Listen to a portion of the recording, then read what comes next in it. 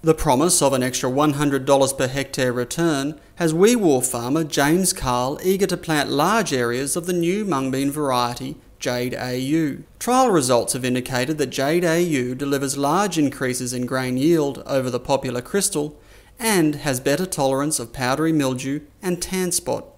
It is going to be another major step, not just slightly incremental, but in the order of 10% or better, better yielding, and again more consistent quality at the harvest. So if we can match that with a nice price, we suddenly have a crop that really starts to compete with other summer crops as a very profitable and productive crop in its own right, aside from the attributes that it gives you in rotation.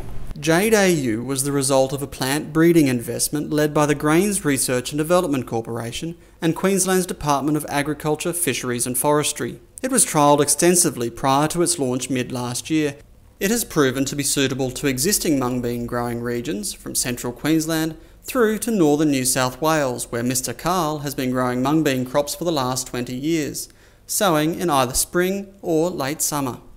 Yeah, if we had the opportunity, mungbeans would be part of that rotation every year, either as a spring crop or a late summer crop. If you've got a full profile to start with, that's terrific, but you don't really require a full profile to get the plant established and growing in the first weeks. Anything less than a full profile at flowering time is going to tell the plant that you haven't got the goods to go on with, you better cut back somewhere.